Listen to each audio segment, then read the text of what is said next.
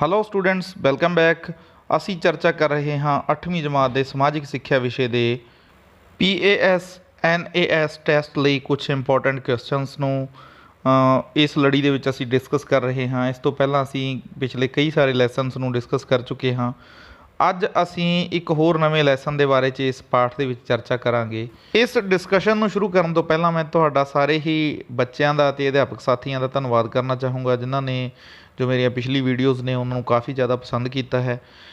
ਅਸੀਂ ਸ਼ੁਰੂ ਕਰ ਰਹੇ ਹਾਂ ਅੱਜ ਦਾ ਇਹ ਪਾਠ।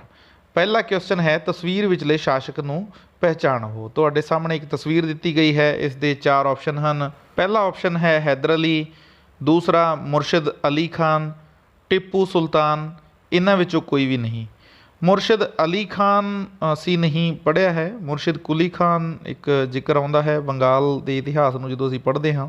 ਇਹ ਜੋ ਤਸਵੀਰ ਹੈ ਇਹ ਮੈਸੂਰ ਦੇ ਟਾਈਗਰ ਟਿੱਪੂ ਸੁਲਤਾਨ ਦੀ ਹੈ। ਤੁਸੀਂ ਇੱਥੇ ਇੱਕ ਹੋਰ ਤਸਵੀਰ ਹੈ ਟਿੱਪੂ ਸੁਲਤਾਨ ਦੀ, ਇਸ ਨੂੰ ਦੇਖ ਸਕਦੇ ਹੋ।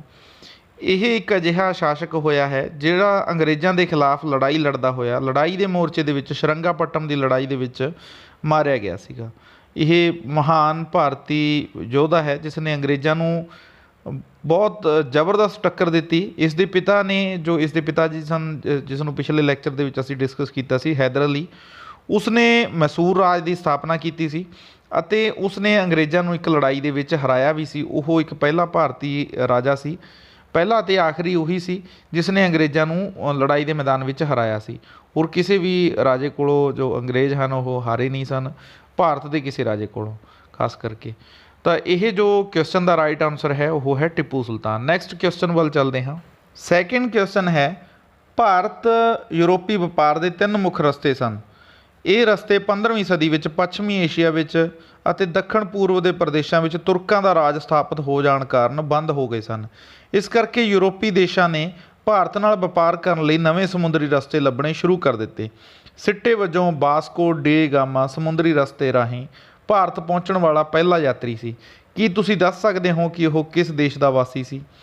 ਇਸ ਕੁਐਸਚਨ ਦਾ ਰਾਈਟ ਆਨਸਰ ਆਪਸ਼ਨ ਦੇਖ ਲਓ ਪਹਿਲਾਂ ਇੱਕ ਵਾਰ। ਇੰਗਲੈਂਡ, ਪੁਰਤਗਾਲ, ਫਰਾਂਸ, ਰੂਸ। ਇਸ ਨੂੰ ਆਪਾਂ ਡਿਸਕਸ ਕਰ ਲਵਾਂਗੇ। ਇੱਕ ਵਾਰੀ ਤੁਸੀਂ ਨਕਸ਼ਾ ਦੇਖੋ। ਤੁਹਾਡੇ ਸਾਹਮਣੇ ਸੰਸਾਰ ਨੂੰ ਦਿਖਾਉਂਦਾ ਇੱਕ ਨਕਸ਼ਾ ਹੈ ਜਿਸ 'ਤੇ ਸਾਰੇ ਹੀ ਮਹਾਂਦੀਪਾਂ ਦੇ ਨਾਮ ਲਿਖੇ ਹੋਏ ਹਨ। ਇੱਕ ਜਗ੍ਹਾ 'ਤੇ ਯੂਰਪ ਲਿਖਿਆ ਹੋਇਆ ਹੈ। ਤੁਸੀਂ ਇਸ ਨੂੰ ਪਛਾਣ ਸਕਦੇ ਹੋ ਯੂਰਪ ਕਿੱਥੇ ਲਿਖਿਆ ਹੋਇਆ ਹੈ। ਮੈਂ ਇਸ ਨੂੰ ਮਾਰਕ ਕਰ ਦਿੱਤਾ ਹੈ। ਇਸ ਦੇ ਨਾਲ ਹੀ ਭਾਰਤ ਨੂੰ ਵੀ ਮਾਰਕ ਕੀਤਾ ਗਿਆ ਹੈ। ਭਾਰਤ ਦਾ ਨਕਸ਼ਾ ਵੈਸੇ ਵੀ ਪਛਾਣਨਾ ਕਾਫੀ ਜ਼ਿਆਦਾ ਈਜ਼ੀ ਹੈ ਤੁਹਾਡੇ ਲਈ, ਕਿਉਂਕਿ ਸਾਡਾ ਆਪਣਾ ਇਹ ਦੇਸ਼ ਹੈ। ਹੁਣ ਗੱਲ ਕੁਐਸਚਨ ਦੀ ਕੀ ਹੈ? ਕੁਐਸਚਨ ਕਹਿੰਦਾ ਹੈ ਕਿ ਯੂਰਪ ਤੋਂ ਭਾਰਤ ਤੱਕ ਆਉਣ ਵਾਸਤੇ ਪਹਿਲਾਂ ਜੋ ਰਸਤੇ ਸਨ ਉਹ ਥਲ ਮਾਰਗ ਰਾਹੀਂ ਜਾਂਦੇ ਸਨ। ਭਾਰਤ ਹੈ ਜੋ ਏਸ਼ੀਆ ਮਹਾਂਦੀਪ ਦੇ ਵਿੱਚ ਪੈਂਦਾ ਹੈ। ਯੂਰਪ ਤੁਸੀਂ ਦੇਖ ਰਹੇ ਹੋ ਏਸ਼ੀਆ ਦੇ ਨਾਲ ਲਗਭਗ ਜੁੜਿਆ ਹੋਇਆ ਹੈ। ਤਾਂ ਪਹਿਲਾਂ ਜੋ ਥਲ ਮਾਰਗ ਸਨ ਜਿਸ ਦੇ ਰਾਹੀਂ ਇਹ ਯੂਰਪ ਅਤੇ ਭਾਰਤ ਦੇ ਲੋਕ ਜਾਂ ਏਸ਼ੀਆ ਦੇ ਲੋਕ ਵਪਾਰ ਕਰਦੇ ਸਨ, ਜਿਸ ਨੂੰ ਕਿ ਮੈਂ ਗ੍ਰੀਨ ਕਲਰ ਦੇ ਨਾਲ ਦਿਖਾਇਆ ਵੀ ਹੈ ਮਾਰਕ ਕਰਕੇ, ਜੋ ਇੱਕ ਰਸਤਾ ਹੈ। ਹੋਇਆ ਕਿ ਇਸ ਰਸਤੇ ਦੇ ਵਿੱਚ ਜਿੱਥੇ ਮਿਡਲ ਈਸਟ ਲਿਖਿਆ ਹੋਇਆ ਹੈ, ਇੱਥੇ ਇੱਕ ਜੋ ਕਾਫੀ ਪਾਵਰਫੁਲ ਇੱਕ ਐਮਪਾਇਰ ਐਸਟੈਬਲਿਸ਼ ਹੁੰਦਾ ਹੈ, ਬੈਜ਼ੈਂਟਾਈਨ ਐਮਪਾਇਰ ਜਾਂ ਟਰਕੀ ਦਾ ਜਿਸ ਨੂੰ ਸਾਮਰਾਜ ਕਹਿ ਦਿੰਦੇ ਹਨ।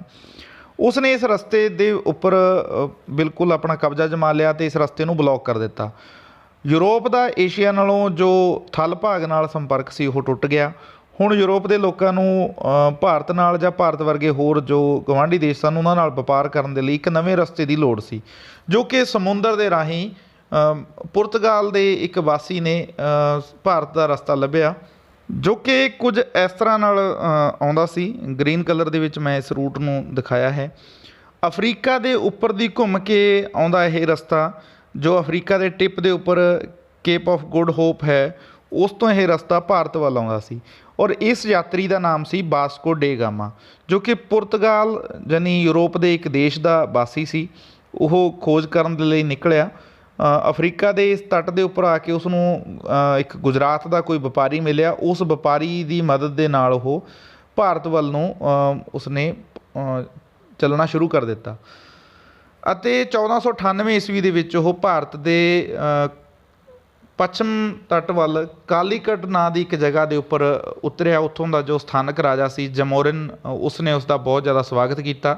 ਅਜਿਹਾ ਕਿਹਾ ਜਾਂਦਾ ਹੈ ਕਿ ਵਾਸਕੋ ਡੇ ਗਾਮਾ ਇਸ ਸਫ਼ਰ ਤੋਂ ਬਾਅਦ ਜਦੋਂ ਉਹ ਵਾਪਸ ਜਾਣ ਲੱਗਿਆ ਤਾਂ ਆਪਣੇ ਨਾਲ ਜੋ ਮਸਾਲੇ ਲੈ ਗਿਆ ਸੀ, ਦੱਖਣੀ ਭਾਰਤ ਦੇ ਵਿੱਚ ਜੋ ਮਸਾਲੇ ਹੁੰਦੇ ਹਨ ਜਿਵੇਂ ਕਿ ਕਾਲੀ ਮਿਰਚ, ਇਲਾਇਚੀ ਜਾਂ ਲੌਂਗ, ਅਜਿਹੇ ਬਹੁਤ ਸਾਰੇ ਹੋਰ ਜੋ ਮਸਾਲੇ ਹਨ ਉਹ ਆਪਣੇ ਨਾਲ ਲੈ ਗਿਆ ਸੀ। ਤਾਂ ਉਸ ਦਾ ਜੋ ਸਫ਼ਰ ਦੇ ਉੱਪਰ ਖਰਚਾ ਆਇਆ ਸੀ, ਇਹਨਾਂ ਮਸਾਲਿਆਂ ਦੀ ਕੀਮਤ ਉਸ ਦੇ ਸਫ਼ਰ ਦੇ ਖਰਚੇ ਤੋਂ 60 ਗੁਣਾ ਜ਼ਿਆਦਾ ਸੀ। ਤਾਂ ਇਹੀ ਸਾਰਾ ਰੌਲਾ ਸੀ। ਇਸੇ ਦੇ ਚੱਕਰ ਦੇ ਵਿੱਚ ਜੋ ਇੰਨਾ ਜ਼ਿਆਦਾ ਜੋ ਮਸਾਲੇ ਸਨ, ਉਹ ਭਾਰਤ ਦੇ ਵਿੱਚ ਮਿਲਣ ਵਾਲੇ ਮਸਾਲੇ ਇੰਨੇ ਮਹਿੰਗੇ ਸਨ, ਤਦ ਸਾਰੇ ਹੀ ਯੂਰੋਪੀਅਨ ਦੇਸ਼ਾਂ ਨੇ ਭਾਰਤ ਦੇ ਵੱਲ ਵਪਾਰ ਕਰਨ ਦੀ ਜ਼ਿਆਦਾ ਤੋਂ ਜ਼ਿਆਦਾ ਕੋਸ਼ਿਸ਼ ਕੀਤੀ।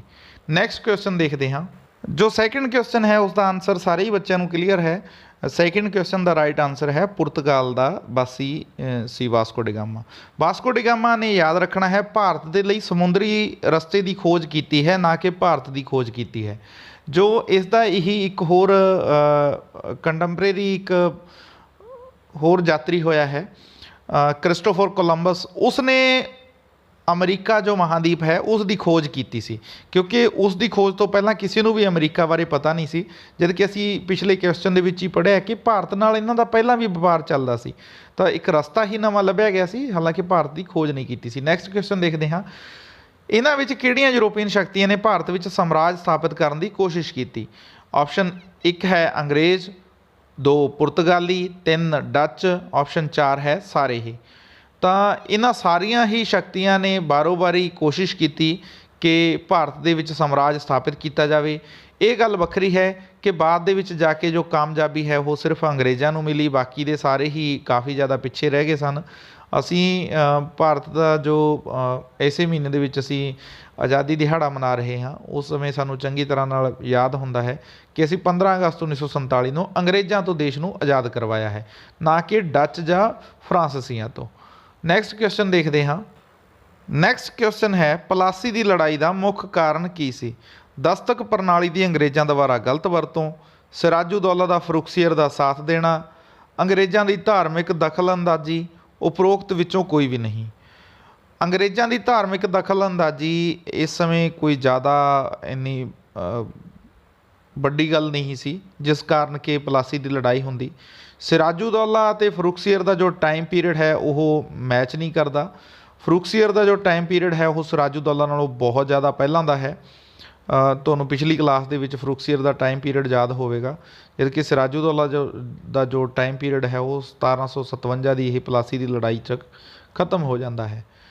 ਜੋ ਇਸ ਦਾ ਪਹਿਲਾ ਆਪਸ਼ਨ ਹੈ ਦਸਤਕ ਦੀ ਜੋ ਗਲਤ ਵਰਤੋਂ ਹੈ ਉਹ ਹੀ ਇਸ ਦਾ ਰਾਈਟ ਆਪਸ਼ਨ ਹੈ। ਦਸਤਕ ਕੀ ਸੀ? ਦਸਤਕ ਇੱਕ ਤਰ੍ਹਾਂ ਦਾ ਪਾਸ ਸੀ ਜੋ ਅੰਗਰੇਜ਼ ਵਪਾਰੀਆਂ ਨੂੰ ਮੁਗਲ ਬਾਦਸ਼ਾਹ ਨੇ 3000 ਰੁਪਏ ਸਾਲਾਨਾ ਲਗਾਨ ਦੇ ਬਦਲੇ 'ਚ ਦਿੱਤਾ ਸੀ। ਇਸ ਦਾ ਮਤਲਬ ਇਹ ਸੀ ਕਿ ਜਿਨ੍ਹਾਂ ਅੰਗਰੇਜ਼ ਅਧਿਕਾਰੀਆਂ ਕੋਲੇ ਜਾਂ ਵਪਾਰੀਆਂ ਕੋਲੇ ਇਹ ਪਾਸ ਹੁੰਦਾ ਸੀ, ਉਹਨਾਂ ਨੂੰ ਲੋਕਲ ਜੋ ਬੰਗਾਲ ਸਰਕਾਰ ਦੀਆਂ ਚੁੰਗੀਆਂ ਸਨ ਉਹਨਾਂ ਦੇ ਉੱਪਰ ਟੈਕਸ ਨਹੀਂ ਦੇਣਾ ਪੈਂਦਾ ਸੀ, ਟੈਕਸ ਫਰੀ ਉਹ ਵਪਾਰ ਕਰ ਸਕਦੇ ਸਨ। ਪਰ ਇਸ ਦੀ ਗਲਤ ਵਰਤੋਂ ਕਿਸ ਤਰ੍ਹਾਂ ਹੋਈ? ਜੋ ਅੰਗਰੇਜ਼ ਵਪਾਰੀ ਸਨ ਉਹਨਾਂ ਨੂੰ ਟੈਕਸ ਨਹੀਂ ਲੱਗਦਾ ਸੀ, ਪਰ ਭਾਰਤੀ ਵਪਾਰੀਆਂ ਨੂੰ ਟੈਕਸ ਲੱਗਦਾ ਸੀ। ਭਾਰਤੀ ਵਪਾਰੀ ਕੀ ਕਰਦੇ ਸਨ? ਇਹਨਾਂ ਅੰਗਰੇਜ਼ ਅਫਸਰਾਂ ਨਾਲ ਜਾਂ ਵਪਾਰੀਆਂ ਨਾਲ ਮਿਲੀ ਭਗਤ ਕਰਕੇ ਇਹਨਾਂ ਨੂੰ ਕਹਿੰਦੇ ਸਨ ਕਿ ਵੀ ਅਸੀਂ ਤੁਹਾਨੂੰ ਕੁਝ ਪੈਸੇ ਦੇ ਦੇਵਾਂਗੇ, ਤੁਸੀਂ ਸਾਡਾ ਇਹ ਮਾਲ ਆਪਣੇ ਨਾਂ 'ਤੇ ਪਾਸ ਕਰਵਾ ਦਿਓ, ਇਸ ਚੁੰਗੀ ਤੋਂ ਤੁਸੀਂ ਪਾਸ ਕਰਵਾ ਦਿਓ, ਅਗਲੀ ਚੁੰਗੀ ਤੋਂ ਕਿਸੇ ਹੋਰ ਨੂੰ ਕਹਿ ਦਾਂਗੇ। ਤਾਂ ਇਸ ਤਰੀਕੇ ਨਾਲ ਉਹਨਾਂ ਦੇ ਮਾਲ ਦੇ ਉੱਪਰ, ਜੋ ਭਾਰਤੀ ਵਪਾਰੀਆਂ ਦੇ ਮਾਲ ਦੇ ਉੱਪਰ ਟੈਕਸ ਲੱਗਣਾ ਸੀ, ਉਹ ਵੀ ਅੰਗਰੇਜ਼ ਵਪਾਰੀ ਉਸ ਰਿਸ਼ਵਤ ਲੈ ਕੇ ਉਸ ਨੂੰ ਫਰੀ ਦੇ ਵਜੋਂ ਟਪਾ ਦਿੰਦੇ ਸਨ। ਤਾਂ ਜੋ ਉਸ ਸਮੇਂ ਦਾ ਬੰਗਾਲ ਦਾ ਰਾਜਾ ਸੀ, ਉਸ ਨੂੰ ਬਹੁਤ ਭਾਰੀ ਨੁਕਸਾਨ ਹੋ ਰਿਹਾ ਸੀ ਕਿਉਂਕਿ ਉਸ ਨੂੰ ਟੈਕਸ ਨਹੀਂ ਇਕੱਠਾ ਹੋ ਰਿਹਾ ਸੀ। ਤਾਂ ਉਸਨੇ ਇਹ ਦਸਤਕ ਪ੍ਰਣਾਲੀ ਜੋ ਅੰਗਰੇਜ਼ਾਂ ਦੀ ਲਗਾਨ ਦੇ ਵਜੋਂ ਉਹਨਾਂ ਨੂੰ ਛੋਟ ਮਿਲੀ ਹੋਈ ਸੀ, ਉਸ ਦੀ ਜਦੋਂ ਉਸਨੇ ਗਲਤ ਵਰਤੋਂ ਦੇਖੀ ਤਾਂ ਉਹ ਇੱਕ ਅੰਗਰੇਜ਼ਾਂ ਅਤੇ ਬੰਗਾਲ ਦੇ ਨਵਾਬ ਦੇ ਵਿੱਚ ਲੜਾਈ ਦਾ ਇੱਕ ਤਤਕਾਲੀ ਕਾਰਨ ਬਣ ਗਈ। ਨੈਕਸਟ ਕੁਐਸਚਨ ਦੇਖਦੇ ਹਾਂ। ਇਹ ਲੜਾਈ ਸਿਰਾਜ ਉਦ ਦੌਲਾ ਅਤੇ ਰਾਬਰਟ ਕਲਾਈਵ ਦੀਆਂ ਸੈਨਾਵਾਂ ਵਿਚਕਾਰ ਹੋਈ ਸੀ। ਇਸ ਨੂੰ ਪਲਾਸੀ ਦੀ ਲੜਾਈ ਵੀ ਕਿਹਾ ਜਾਂਦਾ ਹੈ। ਕੀ ਤੁਸੀਂ ਦੱਸ ਸਕਦੇ ਹੋ ਇਹ ਲੜਾਈ ਕਦੋਂ ਹੋਈ ਸੀ? ਆਪਸ਼ਨ ਹਨ 1757, 1856, 1764, 1784 ਈਸਵੀ। ਤਾਂ ਇਹਦੇ ਵਿੱਚ ਜੋ ਰਾਈਟ ਆਪਸ਼ਨ ਹੈ ਉਹ 1757 ਦਾ ਹੈ। ਇਸ ਸਾਲ ਦੇ ਵਿੱਚ ਹੀ ਜੋ ਪਲਾਸੀ ਦੀ ਲੜਾਈ ਹੈ ਉਹ ਹੋਈ ਸੀ। ਜੋ 1856 ਦਾ ਸਾਲ ਹੈ ਉਸ ਸਾਲ ਅੰਗਰੇਜ਼ਾਂ ਨੇ ਅਵਧ ਨੂੰ ਇੱਕ ਜੋ ਪ੍ਰਿੰਸਲੀ ਸਟੇਟ ਸੀ ਉਸਨੂੰ ਆਪਣੇ ਰਾਜ ਵਿੱਚ ਮਿਲਾਇਆ ਸੀ ਅਤੇ ਇਸੇ ਸਾਲ ਦੇ ਵਿੱਚ ਜੋ ਵਿਧਵਾ ਪੁਨਰ ਵਿਆਹ ਹੈ ਉਸ ਕਾਨੂੰਨ ਨੂੰ ਮਨਜ਼ੂਰੀ ਦਿੱਤੀ ਗਈ ਸੀ। 1764 ਈਸਵੀ ਦੇ ਵਿੱਚ ਬਕਸਰ ਦੀ ਲੜਾਈ, ਜਿਸ ਨੂੰ ਆਪਾਂ ਅਗਲੇ ਕੁਐਸਚਨਸ ਦੇ ਵਿੱਚ ਡਿਸਕਸ ਕਰਾਂਗੇ, ਉਹ ਹੋਈ ਸੀ। 1784 ਦੇ ਵਿੱਚ ਇੱਕ ਐਕਟ ਪਾਸ ਹੋਇਆ ਸੀ ਜੋ ਕੰਪਨੀ ਦੀ ਜੋ ਸਰਕਾਰ ਸੀ ਉਸ ਦੇ ਉੱਪਰ ਇੰਗਲੈਂਡ ਦੀ ਸਰਕਾਰ ਦਾ ਕੁਝ ਅਧਿਕਾਰ ਖੇਤਰ ਸਥਾਪਿਤ ਕੀਤਾ ਗਿਆ ਸੀ। ਤਾਂ ਇਹ ਸਾਰੀਆਂ ਹੀ ਜੋ ਸਨ ਹਨ ਕੁਛ ਨਾ ਕੁਛ ਵਜ੍ਹਾ ਕਰਕੇ ਇੰਪੋਰਟੈਂਟ ਹਨ। ਨੈਕਸਟ ਕੁਐਸਚਨ ਦੇਖਦੇ ਹਾਂ। ਨੈਕਸਟ ਕੁਐਸਚਨ ਹੈ, ਅੰਗਰੇਜ਼ ਜੋ ਕਿ ਭਾਰਤ ਵਿੱਚ ਵਪਾਰ ਕਰਨ ਆਏ ਸਨ, ਪਰੰਤੂ ਉਹਨਾਂ ਨੇ ਭਾਰਤ ਦੀ ਰਾਜਨੀਤਿਕ ਦਸ਼ਾ ਦਾ ਲਾਭ ਉਠਾਉਂਦੇ ਹੋਏ ਇਸ ਉੱਤੇ ਆਪਣਾ ਕਬਜ਼ਾ ਕਰਨਾ ਸ਼ੁਰੂ ਕਰ ਦਿੱਤਾ ਸੀ। ਕੀ ਤੁਸੀਂ ਦੱਸ ਸਕਦੇ ਹੋ ਕਿ ਕਿਸ ਲੜਾਈ ਨੇ ਭਾਰਤ ਵਿੱਚ ਅੰਗਰੇਜ਼ੀ ਰਾਜ ਦੀ ਨੀਂਹ ਰੱਖੀ? ਆਪਸ਼ਨ 1 ਹੈ ਪਲਾਸੀ ਦੀ ਲੜਾਈ, 2 ਬਕਸਰ ਦੀ ਲੜਾਈ, 3 ਕਰਨਾਟਕ ਦੀ ਲੜਾਈ, 4 ਇਹਨਾਂ ਵਿੱਚੋਂ ਕੋਈ ਵੀ ਨਹੀਂ। ਦੇਖੋ, ਜੋ ਕਰਨਾਟਕ ਦੀ ਲੜਾਈ ਹੈ ਉਹ ਇੱਕ ਨਹੀਂ ਹੈ, ਉਹ 3 ਲੜਾਈਆਂ ਹੋਈਆਂ ਹਨ, ਜੋ ਕਿ ਬੁੱਕ ਦੇ ਵਿੱਚ ਜਦੋਂ ਤੁਸੀਂ ਲੈਸਨ ਰੀਡ ਕਰਿਆ ਹੋਵੇਗਾ ਉਦੋਂ ਤੁਹਾਨੂੰ ਪਤਾ ਚੱਲਿਆ ਹੋਵੇਗਾ। ਪਲਾਸੀ ਦੀ ਲੜਾਈ ਜੋ ਕਿ 1757 ਈਸਵੀ ਦੇ ਵਿੱਚ ਹੁੰਦੀ ਹੈ, ਅਤੇ ਬਕਸਰ ਦੀ ਲੜਾਈ ਜੋ 1764 ਈਸਵੀ ਦੇ ਵਿੱਚ ਹੁੰਦੀ ਹੈ। ਇਹਨਾਂ ਦੇ ਵਿੱਚ ਜੋ ਪਲਾਸੀ ਦੀ ਲੜਾਈ ਹੈ ਉਹ ਪਹਿਲਾਂ ਹੋਈ ਹੈ। ਇਸ ਲੜਾਈ ਦੇ ਵਿੱਚ ਜੋ ਅੰਗਰੇਜ਼ ਸਨ ਉਹਨਾਂ ਨੇ ਆਪਣੀਆਂ ਜੋ ਨੀਤੀਆਂ ਸਨ ਜਾਂ ਚਾਲਬਾਜ਼ੀਆਂ ਸਨ ਉਸ ਦੇ ਜ਼ਰੀਏ ਜੋ ਬੰਗਾਲ ਦਾ ਨਵਾਬ ਸੀ ਉਸ ਨੂੰ ਹਰਾ ਦਿੱਤਾ। ਸਿਰਾਜੂਦੌਲਾ ਨੂੰ ਹਰਾ ਕੇ ਉਸ ਨੂੰ ਬਾਅਦ ਦੇ ਵਿੱਚ ਮਾਰ ਦਿੱਤਾ ਗਿਆ। ਉਸ ਤੋਂ ਬਾਅਦ ਉਸ ਦੇ ਰਾਜ ਨੂੰ ਇੱਕ ਤਰ੍ਹਾਂ ਨਾਲ ਕਠਪੁਤਲੀ ਸਰਕਾਰ ਉੱਥੇ ਸਥਾਪਿਤ ਕਰ ਲਈ ਗਈ। ਤਾਂ ਇਸ ਤੋਂ ਕਿਹਾ ਜਾਂਦਾ ਹੈ ਕਿ ਬਹੁਤ ਸਾਰੇ ਵਿਦਵਾਨ ਇਹ ਮੰਨਦੇ ਹਨ ਕਿ ਜੋ ਪਲਾਸੀ ਦੀ ਲੜਾਈ ਹੈ ਇਸੇ ਦੇ ਕਾਰਨ ਹੀ ਭਾਰਤ ਦੇ ਵਿੱਚ ਅੰਗਰੇਜ਼ੀ ਰਾਜ ਦੀ ਸਥਾਪਨਾ ਦੀ ਨੀਂਹ ਪਈ ਹੈ। ਤਾਂ ਬਹੁਤ ਸਾਰੇ ਵਿਦਵਾਨਾਂ ਦਾ ਓਪੀਨੀਅਨ ਹੈ ਕਿ ਜੋ ਪਹਿਲਾ ਆਪਸ਼ਨ ਹੈ ਉਹ ਠੀਕ ਹੈ। ਬਟ ਜੇ ਮਜ਼ਬੂਤੀ ਦੀ ਗੱਲ ਕਰੀਏ ਤਾਂ ਕਿ ਭਾਰਤ ਦੇ ਵਿੱਚ ਨੀਂਹ ਰੱਖੀ ਹੋਈ ਮਜ਼ਬੂਤ ਕਿਹੜੀ ਲੜਾਈ ਦੇ ਬਾਅਦ 'ਚ ਮਜ਼ਬੂਤ ਹੋਣੀ ਸ਼ੁਰੂ ਹੋ ਗਈ, ਤਾਂ ਉਹ ਸੀ ਬਕਸਰ ਦੀ ਲੜਾਈ। ਕਿਉਂਕਿ ਜੋ ਪਹਿਲੀ ਪਲਾਸੀ ਦੀ ਲੜਾਈ ਹੈ ਉਸ ਦੇ ਵਿੱਚ ਸਿਰਫ ਬੰਗਾਲ ਦੇ ਉੱਪਰ ਜੋ ਅੰਗਰੇਜ਼ ਸਨ ਉਹਨਾਂ ਨੂੰ ਕਬਜ਼ਾ ਕਰਨ ਦਾ ਮੌਕਾ ਮਿਲਿਆ, ਜਦਕਿ ਪਲਾਸੀ ਦੀ ਲੜਾਈ ਤੋਂ ਬਾਅਦ ਉਹਨਾਂ ਨੂੰ ਅਵਧ ਦੇ ਉੱਪਰ ਵੀ ਆਪਣਾ ਇੱਕ ਤਰ੍ਹਾਂ ਨਾਲ ਦਬਦਬਾ ਦਿਖਾਉਣ ਦਾ ਮੌਕਾ ਮਿਲਿਆ, ਅਤੇ ਜੋ ਮੁਗਲ ਬਾਦਸ਼ਾਹ ਸੀ ਉਸ ਦੇ ਉੱਪਰ ਵੀ ਆਪਣਾ ਦਬਦਬਾ ਕਾਇਮ ਕਰਨ ਦਾ ਮੌਕਾ ਮਿਲਿਆ। ਨੈਕਸਟ ਕੁਐਸਚਨ ਦੇਖਦੇ ਹਾਂ। ਨੈਕਸਟ ਕੁਐਸਚਨ ਹੈ, ਅੰਗਰੇਜ਼ਾਂ ਅਤੇ ਫਰਾਂਸੀਸੀਆਂ ਵਿਚਕਾਰ ਆਪਸੀ ਸੰਬੰਧ ਖਰਾਬ ਹੋਣ ਦਾ ਕਾਰਨ ਸੀ। ਆਪਸ਼ਨ 1 ਹੈ ਭਾਰਤ ਵਿੱਚ ਵਪਾਰਕ ਸਰਵਉੱਚਤਾ ਕਾਇਮ ਕਰਨ ਲਈ, ਭਾਰਤ ਵਿੱਚ ਰਾਜਨੀਤਿਕ ਸਰਵਉੱਚਤਾ ਕਾਇਮ ਕਰਨ ਲਈ। ਆਪਸ਼ਨ 3 ਹੈ ਦੋਵੇਂ ਹੀ। ਆਪਸ਼ਨ 4 ਹੈ ਦੋਵਾਂ ਵਿੱਚੋਂ ਕੋਈ ਵੀ ਨਹੀਂ। ਤਾਂ ਇਸ ਦੇ ਜੋ ਦੋਨੋਂ ਹੀ ਆਪਸ਼ਨ ਹਨ ਇਹ ਦੋਨੋਂ ਹੀ ਠੀਕ ਹਨ, ਕਿਉਂਕਿ ਇਹਨਾਂ ਦੋਨਾਂ ਕੰਪਨੀਆਂ ਦੀਆਂ ਜੋ ਆਪਸੀ ਲੜਾਈ ਸੀ ਉਸ ਦਾ ਸਭ ਤੋਂ ਵੱਡਾ ਕਾਰਨ ਇਹੀ ਸੀ ਕਿ ਇਹ ਭਾਰਤ ਦੇ ਵਿੱਚ ਵਪਾਰਕ ਅਤੇ ਰਾਜਨੀਤਿਕ ਜੋ ਆਪਣੀ ਸਰਵਉੱਚਤਾ ਹੈ ਉਹ ਕਾਇਮ ਕਰਨਾ ਚਾਹੁੰਦੇ ਸਨ। ਇਸ ਦੇ ਲਈ ਭਾਰਤ ਦੇ ਵਿੱਚ ਅੰਗਰੇਜ਼ਾਂ ਅਤੇ ਫਰਾਂਸੀਸੀਆਂ ਦੇ ਵਿਚਕਾਰ 3 ਲੜਾਈਆਂ ਹੋਈਆਂ, ਜਿਸ ਨੂੰ ਕਰਨਾਟਕ ਦੇ ਯੁੱਧਾਂ ਕਰਕੇ ਜਾਣਿਆ ਜਾਂਦਾ ਹੈ। ਕਰਨਾਟਕ ਦੀ ਜੋ ਲੜਾਈ ਹੈ ਜਿਸ ਨੂੰ ਆਪਾਂ ਅੱਗੇ ਡਿਸਕਸ ਕਰਾਂਗੇ, 3 ਫੇਜ਼ ਦੇ ਵਿੱਚ ਉਹ ਲੜਾਈਆਂ ਹੋਈਆਂ ਨੇ। ਤਾਂ ਉਸ ਦੇ ਵਿੱਚ ਜੋ ਅੰਗਰੇਜ਼ ਸਨ ਉਹ ਫਰਾਂਸੀਸੀਆਂ ਤੋਂ ਬਾਜੀ ਮਾਰ ਗਏ, ਅਤੇ ਫਰਾਂਸੀਸੀਆਂ ਨੂੰ ਸਿਰਫ ਥੋੜ੍ਹੇ ਬਹੁਤੇ ਇਲਾਕਿਆਂ ਦੇ ਵਿੱਚ, ਜਿਵੇਂ ਕਿ ਉਹਨਾਂ ਦੇ ਵਿੱਚ ਸ਼ਾਮਲ ਹੈ ਪੌਂਡੀਚੇਰੀ ਜੋ ਕਿ ਅੱਜ ਸਾਡਾ ਕੇਂਦਰ ਸ਼ਾਸਿਤ ਪ੍ਰਦੇਸ਼ ਹੈ, ਇਸ ਤੋਂ ਇਲਾਵਾ ਯਮਨ, ਮਾਹੇ, ਕਾਰੀਕਲ, ਇਹੋ ਜਿਹੇ ਕੁਝ ਛੋਟੇ ਮੋਟੇ ਸਥਾਨ ਹੀ ਜੋ ਫਰਾਂਸੀਸੀ ਸਨ ਉਹਨਾਂ ਕੋਲੇ ਬਚੇ। ਬਾਕੀ ਦਾ ਭਾਰਤ ਦਾ ਜੋ ਬਹੁਤ ਜ਼ਿਆਦਾ ਵੱਡਾ ਹਿੱਸਾ ਸੀ ਉਸ ਦੇ ਉੱਪਰ ਅੰਗਰੇਜ਼ਾਂ ਦਾ ਅਧਿਕਾਰ ਸਥਾਪਿਤ ਹੋ ਗਿਆ। ਨੈਕਸਟ ਕੁਐਸਚਨ ਦੇਖ ਲੈਂਦੇ ਹਾਂ। ਨੈਕਸਟ ਕੁਐਸਚਨ ਹੈ, ਬਕਸਰ ਦੀ ਲੜਾਈ ਅੰਗਰੇਜ਼ਾਂ ਅਤੇ ਕਿਸ ਵਿਚਕਾਰ ਹੋਈ? ਆਪਸ਼ਨ ਹੈ ਸ਼ਾਹ ਆਲਮ, ਸਿਰਾਜ ਉਦ ਦੌਲਾ, ਮੀਰ ਕਾਸਿਮ। ਆਪਸ਼ਨ 4 ਹੈ ਉਪਰੋਕਤ ਸਾਰੇ ਹੀ। ਇਸ ਦੇ ਵਿੱਚ ਜੋ ਸੈਕਿੰਡ ਆਪਸ਼ਨ ਹੈ, ਵੈਸੇ ਤਾਂ ਇਸ ਦੇ ਆਪਸ਼ਨਸ ਮੈਨੂੰ ਕੁਝ ਠੀਕ ਨਹੀਂ ਲੱਗ ਰਹੇ, ਕਿਉਂਕਿ ਜੋ ਸੈਕਿੰਡ ਆਪਸ਼ਨ ਹੈ ਜੇ ਇਸ ਦੀ ਜਗ੍ਹਾ 'ਤੇ ਸ਼ੁਜਾਊ ਦੌਲਾ ਹੁੰਦਾ ਤਾਂ ਇਹ ਸਾਰੇ ਹੀ ਠੀਕ ਹੋਣੇ ਸੀ। ਸ਼ਾਹ ਆਲਮ ਉਸ ਸਮੇਂ ਮੁਗਲ ਬਾਦਸ਼ਾਹ ਸੀ ਜਦੋਂ ਬਕਸਰ ਦੀ ਲੜਾਈ ਹੋਈ ਹੈ। ਮੀਰ ਕਾਸਿਮ ਜੋ ਬੰਗਾਲ ਦਾ ਨਵਾਬ ਸੀ ਉਸ ਸਮੇਂ। ਸਿਰਾਜ ਉਦ ਦੌਲਾ ਜੋ ਪਲਾਸੀ ਦੀ ਲੜਾਈ ਦੇ ਵੇਲੇ ਬੰਗਾਲ ਦਾ ਨਵਾਬ ਸੀ, ਨਾ ਕਿ ਬਕਸਰ ਦੀ ਲੜਾਈ ਦੇ ਵੇਲੇ। ਇਹ ਯਾਦ ਰੱਖਣਾ ਹੈ, ਬਕਸਰ ਦੀ ਲੜਾਈ ਦੇ ਵੇਲੇ ਜੋ ਬੰਗਾਲ ਦਾ ਨਵਾਬ ਹੈ ਉਹ ਮੀਰ ਕਾਸਿਮ ਹੈ, ਪਲਾਸੀ ਦੀ ਲੜਾਈ ਦੇ ਵੇਲੇ ਸਿਰਾਜ ਉਦ ਦੌਲਾ ਹੈ। ਜੋ ਸ਼ੁਜਾਊ ਦੌਲਾ ਸੀ ਉਹ ਅਵਧ ਦਾ ਨਵਾਬ ਸੀ। ਇਹਨਾਂ ਤਿੰਨਾਂ ਨੇ ਹੀ, ਸ਼ਾਹ ਆਲਮ, ਸ਼ੁਜਾਊ ਦੌਲਾ ਅਤੇ ਮੀਰ ਕਾਸਿਮ ਨੇ ਇੱਕ ਪਾਰਟੀ ਬਣਾਈ। ਇਹ ਪਾਰਟੀ ਅੰਗਰੇਜ਼ਾਂ ਦੇ ਖਿਲਾਫ ਬਕਸਰ ਦੀ ਲੜਾਈ ਦੇ ਵਿੱਚ 1764 ਦੇ ਜੋ ਬਕਸਰ ਦੀ ਲੜਾਈ ਹੈ ਉਸ ਦੇ ਵਿੱਚ ਲੜਦੀ ਹੈ। ਤਾਂ ਇਸ ਕੁਐਸਚਨ ਦੇ ਜੋ ਆਪਸ਼ਨ ਸਨ ਉਹਨਾਂ ਦੇ ਵਿੱਚ ਥੋੜ੍ਹਾ ਕਨਫਿਊਜ਼ਨ ਹੈ, ਇਸ ਨੂੰ ਠੀਕ ਤੁਸੀਂ ਸਮਝ ਲੈਣਾ ਇਸ ਐਕਸਪਲੇਨੇਸ਼ਨ ਦੇ ਜ਼ਰੀਏ। कि जो राइट ऑप्शन है जे तो सिजाऊ दौला दिता है तो ये तीनों ही ठीक हो जाएंगे। बट हुण इत्थे असीं इस क्वेश्चन के हिसाब नाल ज़्यादा प्रोबेबिलिटी है मीर कासिम नूं टिक करन दी। जेकर एवें ही आउंदा है तो इसनूं स्टूडेंट समझ लैणगे। नैक्सट क्वेश्चन देख लैंदे हां। क्वेश्चन है कि किस मुगल बादशाह ने अंग्रेज़ों नूं बिना चुंगी दे वपार करन दी आग्या दित्ती? ऑप्शन हन फरुखसियर, अकबर, जहांगीर, बाबर। जो बाबर है इसका समा 1526 का है, 1526 तो 1530 तक का। इस समय तक तो अंग्रेज़ों का कोई नामो निशान भी नहीं सी। इस तो बाद जे अकबर की गल करिए तो बाबर का पोता है अकबर। अकबर के समय भी अंग्रेज़ों का कोई नामो निशान भी नहीं सी, क्योंकि अकबर की मौत है जो 1605 ईस्वी के करीब होंदी है। उस समय तक कंपनी जस्ट बनी ही सी। उस तो बाद जो तीसरा ऑप्शन है जहांगीर, इस दे समय अंग्रेज़ों ने रियायतां प्राप्त करने की कोशिश की। एक अंग्रेज़ डॉक्टर ਜਾਂ एक यात्री ਨੂੰ भेजा गया जहांगीर के दरबार ਦੇ ਵਿੱਚ, सर ਥਾਮਸ रो ਕਹਿੰਦੇ ਨੇ। ਉਸਨੇ कोशिश की कि उसनों रियायतां प्राप्त हो सकन, पर वो भी नाकामयाब रहा। तो लास्ट वाले तीनों ही ऑप्शन इसके सही नहीं हैं। जो पहला ऑप्शन है फरुखसियर, यही वो मुगल बादशाह सी जिसने 1757 ईस्वी ਦੇ ਵਿੱਚ 1717 ईस्वी ਦੇ ਵਿੱਚ अंग्रेज़ों ਨੂੰ 3000 रुपए सालाना टैक्स के बदले च बंगाल, बिहार ਅਤੇ उड़ीसा ਦੇ ਵਿੱਚ ਵਪਾਰ ਕਰਨ ਦੀ इजाज़त दी। अंग्रेज़ 3000 रुपया सालाना बादशाह को जमा करवाउणगे, इस दे बदले च ਉਹ दस्तक जो ਜਿਸਦਾ ਅਸੀਂ ਪਿੱਛੇ ਜ਼ਿਕਰ ਕਰ ਚੁੱਕੇ ਹਾਂ, ਇੱਕ ਪਾਸ ਜਾਂ ਪਰਮਿਟ ਵਰਗੀ ਚੀਜ਼ ਦੀ ਵਰਤੋਂ ਕਰਨਗੇ ਅਤੇ ਆਪਣਾ ਵਪਾਰ ਸੌਖੇ ਤਰੀਕੇ ਨਾਲ ਬੰਗਾਲ ਦੇ ਵਿੱਚ ਕਰ ਸਕਣਗੇ। ਨੈਕਸਟ ਕੁਐਸਚਨ ਦੇਖ ਲੈਂਦੇ ਹਾਂ। ਬੰਗਾਲ ਵਿੱਚ ਦੋਹਰੀ ਸ਼ਾਸਨ ਪ੍ਰਣਾਲੀ ਦੀ ਸ਼ੁਰੂਆਤ ਕਿਸ ਨੇ ਕੀਤੀ? Lord Clive, Lord Curzon, Lord Dalhousie, Lord Cornwallis.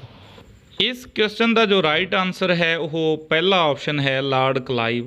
Lord Clive ने ही प्लासी की लड़ाई जीती सी जो 1757 ईस्वी ਦੇ ਵਿੱਚ ਹੋਈ ਸੀ। इसी ने ही बंगाल ਦੇ ਵਿੱਚ ਦੋਹਰੀ शासन प्रणाली शुरू की सी। ਦੋਹਰੀ शासन प्रणाली ਪਹਿਲਾਂ ਤਾਂ ਇਹ ਸਮਝ ਲਓ ਕੀ ਹੁੰਦੀ ਹੈ। ਦੋਹਰੀ शासन प्रणाली ਦੇ ਵਿੱਚ ਸਰਕਾਰ ਨੂੰ ਦੋ ਹਿੱਸਿਆਂ ਦੇ ਵਿੱਚ ਵੰਡਿਆ ਜਾਂਦਾ ਹੈ। ਇੱਕ ਸਰਕਾਰ ਦਾ ਹਿੱਸਾ ਉਹ ਹੈ ਜੋ ਸ਼ਾਂਤੀ ਪ੍ਰਬੰਧ ਸਥਾਪਿਤ ਕਰੇਗਾ, ਆਮ ਜਨਤਾ ਦੇ ਜੋ ਦੁੱਖ ਤਕਲੀਫਾਂ ਹਨ ਉਹਨਾਂ ਨੂੰ ਦੂਰ ਕਰੇਗਾ। दूसरा हिस्सा सरकार का वो हुंदा है जो टैक्स इकट्ठा करेगा। हुण अंग्रेज़ों ने की कीता कि जो टैक्स इकट्ठा करने की जिम्मेदारी है वो तो अंग्रेज़ सरकार ने या कंपनी ने ले ली कि टैक्स असी इकट्ठा करांगे, और जो शासन प्रबंध चलाउणा है वो बंगाल का जो नवाब है वो चलावेगा। उस दे शासन प्रबंध चलाउण दे बदले च उसनूं सालाना कुछ रकम निर्धारित की गई कि इन्नी रकम तैनूं जो लोगों की भलाई के लिए ਜਾਂ ਲੋਕਾਂ ਦਾ शांति बनाने के लिए ਉਹ ਦਿੱਤੀ ਜਾਵੇਗੀ पुलिस वगैरह ਨੂੰ तनख्वाहां ਦੇ ਵਜੋਂ। पर ਤੁਸੀਂ सोच सकते हो भी ਅਜਿਹੀ ਸਰਕਾਰ ਦਾ ਚੱਲਣਾ बहुत ज़्यादा औखा है कि ਜਿਹਦੇ ਵਿੱਚ ਦੋ ਹਿੱਸਿਆਂ ਦੇ ਵਿੱਚ ਵੰਡੀ ਹੋਵੇ। ਕਮਾਈ ਕੋਈ ਹੋਰ ਬੰਦਾ, ਕਮਾਈ ਦੇ ਸਾਧਨ ਕਿਸੇ ਹੋਰ ਸ਼ਖਸ ਕੋਲੇ ਹਨ ਅਤੇ ਜੋ ਸ਼ਾਸਨ ਪ੍ਰਬੰਧ ਚਲਾਉਣਾ ਹੈ ਉਹ ਕਿਸੇ ਹੋਰ ਕੋਲੇ ਹੋਵੇ। ਇਹ ਬਹੁਤ ਜ਼ਿਆਦਾ ਔਖੀ ਗੱਲ ਹੋ ਜਾਂਦੀ ਹੈ। ਤਾਂ ਇਹ ਥੋੜ੍ਹੇ ਟਾਈਮ ਬਾਅਦ ਹੀ ਇਹ ਜੋ ਵਿਵਸਥਾ ਹੈ ਇਹ ਬੰਦ ਕਰ ਦਿੱਤੀ ਗਈ। ਹੁਣ ਜੋ ਦੂਸਰਾ ਆਪਸ਼ਨ ਹੈ ਲਾਰਡ ਕਰਜ਼ਨ, ਇਹਨਾਂ ਨੇ ਕੀ ਕੀਤਾ? ਲਾਰਡ ਕਰਜ਼ਨ ਦੇ ਸਮੇਂ 'ਚ ਬੰਗਾਲ ਦੀ ਵੰਡ ਹੈ ਜੋ 1904 ਈਸਵੀ ਦੇ ਵਿੱਚ 1904-05 ਦੇ ਵਿੱਚ ਉਹ ਹੋਈ, ਅਤੇ ਲਾਰਡ ਕਰਜ਼ਨ ਦੇ ਸਮੇਂ ਦੇ ਵਿੱਚ जो यूनिवर्सिटी ग्रांट कमीशन है ਉਹਦੀ ਸਥਾਪਨਾ ਹੋਈ। ਹੋਰ ਕਈ ਸਾਰੇ ਕੰਮ ਉਸ ਦੇ ਸਮੇਂ ਦੇ ਵਿੱਚ ਹੋਏ। ਇਸ ਤੋਂ ਨੈਕਸਟ ਆਪਸ਼ਨ ਹੈ ਲਾਰਡ ਡਲਹੌਜੀ। ਲਾਰਡ ਡਲਹੌਜੀ ਦੇ ਸਮੇਂ ਦੇ ਵਿੱਚ ਪੰਜਾਬ ਨੂੰ ਅੰਗਰੇਜ਼ੀ ਰਾਜ ਦੇ ਵਿੱਚ ਮਿਲਾਇਆ ਗਿਆ। 1856 ਈਸਵੀ ਦੇ ਵਿੱਚ ਜੋ ਅਵਧ ਹੈ ਉਸ ਨੂੰ ਅੰਗਰੇਜ਼ੀ ਰਾਜ ਦੇ ਵਿੱਚ ਮਿਲਾਇਆ ਗਿਆ। ਇਸ ਤੋਂ ਇਲਾਵਾ 1853 ਈਸਵੀ ਦੇ ਵਿੱਚ ਭਾਰਤ ਦੇ ਵਿੱਚ ਪਹਿਲੀ ਵਾਰ ਰੇਲ ਚਲਾਈ ਗਈ ਲਾਰਡ ਡਲਹੌਜੀ ਦੇ ਸਮੇਂ ਦੇ ਵਿੱਚ। ਇਸ ਤੋਂ ਇਲਾਵਾ ਜੋ ਤਾਰ ਹੈ ਟੈਲੀਫੋਨ ਵਰਗੀ ਚੀਜ਼ ਹੁੰਦੀ ਹੈ ਜਿਸ ਦੇ ਵਿੱਚ ਸ਼ਾਰਟ ਮੈਸੇਜ ਭੇਜੇ ਜਾਂਦੇ ਹਨ, ਉਹ ਚਲਾਈ ਗਈ। ਤਾਂ ਅਜਿਹੇ ਕਈ ਸਾਰੇ ਸੁਧਾਰ ਲਾਰਡ ਡਲਹੌਜੀ ਦੇ ਸਮੇਂ ਦੇ ਵਿੱਚ ਹੋਏ ਅਤੇ ਕਈ ਸਾਰੀਆਂ ਰਿਆਸਤਾਂ ਨੂੰ ਅੰਗਰੇਜ਼ੀ ਰਾਜ ਦੇ ਵਿੱਚ ਮਿਲਾਇਆ ਗਿਆ। ਨੈਕਸਟ ਜੋ ਲਾਸਟ ਆਪਸ਼ਨ ਹੈ ਲਾਰਡ ਕਾਰਨਵਾਲਿਸ। ਇਸ ਦੇ ਸਮੇਂ ਦੇ ਵਿੱਚ ਅਸੀਂ ਪਿਛਲੇ ਜੋ ਲੈਸਨਸ ਹਨ ਉਹਨਾਂ ਦੇ ਵਿੱਚ ਚਰਚਾ ਕੀਤੀ ਸੀ ਕਿ ਸਥਾਈ ਬੰਦੋਬਸਤ ਜੋ ਪ੍ਰਬੰਧ ਹੈ ਉਸ ਨੂੰ ਸ਼ੁਰੂ ਕੀਤਾ ਗਿਆ। ਤਾਂ ਇਹ ਸਾਰੇ ਹੀ ਗਵਰਨਰ ਜਨਰਲ ਦੇ ਨਾਮ ਇੰਪੋਰਟੈਂਟ ਹਨ। ਨੈਕਸਟ ਕੁਐਸਚਨ ਦੇਖਦੇ ਹਾਂ। ਨੈਕਸਟ ਕੁਐਸਚਨ ਹੈ ਇੰਗਲੈਂਡ ਦੇ ਵਪਾਰੀਆਂ ਦੇ ਮਰਚੈਂਟਸ ਐਡਵੈਂਚਰਸ ਗਰੁੱਪ ਨੇ ਭਾਰਤ ਨਾਲ ਵਪਾਰ ਕਰਨ ਲਈ 31 ਦਸੰਬਰ 1600 ਈਸਵੀ ਵਿੱਚ ਕਿਹੜੀ ਕੰਪਨੀ ਦੀ ਸਥਾਪਨਾ ਕੀਤੀ? West Indies company, East India company, south India company, ਇਹ ਸਾਰੇ ਹੀ। ਤਾਂ ਇਸ ਦੇ ਵਿੱਚ ਜੋ ਸੈਕਿੰਡ ਆਪਸ਼ਨ ਹੈ ਈਸਟ ਇੰਡੀਆ ਕੰਪਨੀ, ਇਹ ਇਸ ਦਾ ਰਾਈਟ ਆਨਸਰ ਹੈ, ਕਿਉਂਕਿ ਇਸ ਤਰੀਕ ਨੂੰ 31 ਦਸੰਬਰ ਸਨ 1600 ਈਸਵੀ ਨੂੰ ਇੰਗਲੈਂਡ ਦੀ ਜੋ ਮਹਾਰਾਣੀ ਹੈ ਐਲਿਜ਼ਾਬੇਥ, ਉਸਨੇ ਇਸ ਕੰਪਨੀ ਨੂੰ ਇੱਕ ਮਨਜ਼ੂਰੀ ਪ੍ਰਦਾਨ ਕੀਤੀ ਸੀ। ਤਾਂ ਇਸ ਦਾ ਜੋ ਸੈਕਿੰਡ ਆਪਸ਼ਨ ਹੈ ਉਹ ਠੀਕ ਹੈ। ਨੈਕਸਟ ਕੁਐਸਚਨ ਹੈ, ਮੁਗਲ ਬਾਦਸ਼ਾਹ ਜਹਾਂਗੀਰ ਤੋਂ ਕਿਸ ਅੰਗਰੇਜ਼ ਅਫਸਰ ਨੇ ਵਪਾਰਕ ਸਹੂਲਤਾਂ ਪ੍ਰਾਪਤ ਕੀਤੀਆਂ? ਤਾਂ ਲਾਰਡ ਕਲਾਈਵ, ਜੋ ਪਹਿਲਾ ਆਪਸ਼ਨ ਹੈ ਰੋਬਰਟ ਕਲਾਈਵ, ਇਹ ਬਿਲਕੁਲ ਵੀ ਨਹੀਂ ਹੈ, ਕਿਉਂਕਿ ਇਹ ਪਲਾਸੀ ਦੀ ਲੜਾਈ ਦੇ ਵੇਲੇ ਹੈ ਔਰ ਜੋ ਜਹਾਂਗੀਰ ਦਾ ਟਾਈਮ ਹੈ ਉਹ ਸਨ 1605 ਤੋਂ ਸ਼ੁਰੂ ਹੁੰਦਾ ਹੈ। ਉਹ ਪਲਾਸੀ ਦੀ ਲੜਾਈ ਹੈ ਜੋ 1757 ਈਸਵੀ ਦੇ ਵਿੱਚ ਹੈ। ਤਾਂ ਪਹਿਲਾ ਆਪਸ਼ਨ ਬਿਲਕੁਲ ਵੀ ਠੀਕ ਨਹੀਂ ਹੈ। ਡੁਪਲੇ ਜੋ ਕਿ ਗਵਰਨਰ ਰਾਬਰਟ ਕਲਾਈਵ ਦੇ ਸਮੇਂ ਦੇ ਵਿੱਚ ਹੀ ਪੈਦਾ ਹੋਇਆ ਸੀ, ਇਹ ਵੀ ਇਸ ਦਾ ਰਾਈਟ ਆਨਸਰ ਨਹੀਂ ਹੈ। ਜੋ ਥਰਡ ਆਪਸ਼ਨ ਹੈ ਸਰ ਟਾਮਸ रो, ਇਹ ਇਸ ਕੁਐਸਚਨ ਦਾ ਰਾਈਟ ਆਨਸਰ ਹੈ। ਮੇਰਾ ਖਿਆਲ ਹੈ ਵੀ ਸਾਰੇ ਵਿਦਿਆਰਥੀਆਂ ਨੂੰ ਇਸ ਕੁਐਸਚਨ ਦਾ ਜੋ ਰਾਈਟ ਆਨਸਰ ਹੈ ਉਹ ਪਤਾ ਚੱਲ ਗਿਆ ਹੋਵੇਗਾ। ਆਓ ਇੱਕ ਵਾਰੀ ਨਕਸ਼ੇ ਦੇ ਉੱਪਰ ਹੋਰ ਦੇਖ ਲਵੋ। ਤੁਹਾਡੇ ਸਾਹਮਣੇ ਇੱਕ ਨਕਸ਼ਾ ਹੈ, ਇਸ ਦੇ ਵਿੱਚ ਵੱਖ-ਵੱਖ ਨਿਸ਼ਾਨਾਂ ਦੇ ਰਾਹੀਂ ਨੀਚੇ ਬਾਕਸ ਦੇ ਵਿੱਚ ਸਿੰਬਲਸ ਦਿੱਤੇ ਹੋਏ ਹਨ। ਉੱਥੋਂ ਤੁਸੀਂ ਪਤਾ ਲਾ ਸਕਦੇ ਹੋ ਕਿ ਕਿਹੜੇ ਇਲਾਕੇ ਦੇ ਵਿੱਚ ਕਿਹੜੇ ਅੰਗਰੇਜ਼ੀ ਯੂਰੋਪੀਅਨ ਸੈਟਲਮੈਂਟ ਸੀ। ਜਿਵੇਂ ਸਕੇਅਰ ਹੈ, ਡਾਰਕ ਸਕੇਅਰ, ਇਹ ਦਿਖਾਉਂਦਾ ਹੈ ਅੰਗਰੇਜ਼ਾਂ ਨੂੰ, ਸਰਕਲ ਦਿਖਾਉਂਦਾ ਹੈ ਡੱਚ ਨੂੰ। ਇਸੇ ਤਰ੍ਹਾਂ ਹੋਰ ਇਹ ਇੱਕ ਹੋਰ ਨਕਸ਼ਾ ਹੈ, ਇਸ ਦੇ ਜ਼ਰੀਏ ਵੀ ਕਾਫੀ ਜ਼ਿਆਦਾ ਨੀਚੇ ਸਿੰਬਲਸ ਦਿੱਤੇ ਹੋਏ ਹਨ, ਉਹਨਾਂ ਦੀ ਮਦਦ ਦੇ ਨਾਲ ਤੁਸੀਂ ਦੇਖ ਸਕਦੇ ਹੋ। ਇਹ 1498 ਤੋਂ 1739 ਤੱਕ ਦੀ ਜੋ ਯੂਰੋਪੀਅਨ ਸੈਟਲਮੈਂਟ ਹੈ ਸਾਡੇ ਦੇਸ਼ ਦੇ ਵਿੱਚ, ਉਹ ਦੇਖ ਸਕਦੇ ਹੋ। ਇਹਨਾਂ ਦੋਨਾਂ ਹੀ ਨਕਸ਼ਿਆਂ ਦੇ ਵਿੱਚ ਜੋ ਸੈਟਲਮੈਂਟ ਹੈ ਉਹ ਖਾਸ ਕਰਕੇ ਦੱਖਣੀ ਭਾਰਤ ਦੇ ਵਿੱਚ ਹੀ ਜ਼ਿਆਦਾ ਹੈ, ਉੱਤਰੀ ਭਾਰਤ ਦੇ ਵਿੱਚ ਬਹੁਤ ਘੱਟ ਸੈਟਲਮੈਂਟ ਹੈ। ਇਸ ਦਾ ਕਾਰਨ ਇਹ ਹੈ ਕਿ ਅਜੇ ਤੱਕ ਇਹਨਾਂ ਯੂਰੋਪੀਅਨ ਕੰਪਨੀਜ਼ ਦਾ ਜੋ ਮੁੱਖ ਉਦੇਸ਼ ਸੀ ਉਹ ਸੀ ਵਪਾਰ ਕਰਨਾ। ਇਸ ਦੇ ਲਈ ਇਹਨਾਂ ਨੇ ਸਮੁੰਦਰ ਦੇ ਕਿਨਾਰੇ ਹੀ ਜਿੱਥੋਂ ਮਾਲ ਉਤਾਰਨਾ ਅਤੇ ਚੜ੍ਹਾਉਣਾ ਸੌਖਾ ਹੋਵੇ ਉੱਥੇ ਆਪਣੀ ਸੈਟਲਮੈਂਟਸ ਬਣਾਈਆਂ। ਆਓ ਇਸ ਲੈਸਨ ਦੇ ਸੰਬੰਧ ਦੇ ਵਿੱਚ ਕੁਝ ਹੋਰ ਐਕਸਟਰਾ ਕੁਐਸਚਨਸ ਨੂੰ ਇੱਥੇ ਡਿਸਕਸ ਕਰਾਂਗੇ। ਇੱਥੇ ਲੈਸਨ ਦੇ ਵਿੱਚੋਂ ਕੁਝ ਹੋਰ ਐਕਸਟਰਾ ਇਨਫੋਰਮੇਸ਼ਨ ਅਸੀਂ ਡਿਸਕਸ ਕਰ ਲੈਂਦੇ ਹਾਂ। ਸਭ ਤੋਂ ਪਹਿਲਾਂ ਇਹ ਡਿਸਕਸ ਕਰ ਲੈਂਦੇ ਹਾਂ ਕਿ ਜੋ ਬਸਤੀਆਂ ਸਨ, ਪੁਰਤਗਾਲੀ ਬਸਤੀਆਂ ਜਿਨ੍ਹਾਂ ਦੀ ਅਸੀਂ ਗੱਲ ਕਰੀਏ, ਉਹ ਭਾਰਤ ਦੇ ਵਿੱਚ ਕਿਹੜੀ ਕਿਹੜੀ ਜਗ੍ਹਾ 'ਤੇ ਸਨ? ਗੋਆ, ਦਮਨ, ਸਾਲਸੇਟ, ਬਾਸੀਨ, ਮੁੰਬਈ। ਮੁੰਬਈ ਪੁਰਤਗਾਲੀਆਂ ਦੀ ਬਸਤੀ ਸੀ, ਜਿਸ ਨੂੰ ਬਾਅਦ ਦੇ ਵਿੱਚ ਪੁਰਤਗਾਲ ਦੀ ਇੱਕ ਰਾਜਕੁਮਾਰੀ, ਜਿਸ ਦਾ ਵਿਆਹ ਇੰਗਲੈਂਡ ਦੇ ਇੱਕ ਰਾਜੇ ਨਾਲ ਹੋਇਆ ਸੀ, ਉਸ ਨੂੰ ਦਹੇਜ ਦੇ ਵਿੱਚ ਮੁੰਬਈ ਦੀ ਬਸਤੀ ਹੈ ਜੋ ਅੰਗਰੇਜ਼ਾਂ ਨੂੰ ਦੇ ਦਿੱਤੀ ਸੀ।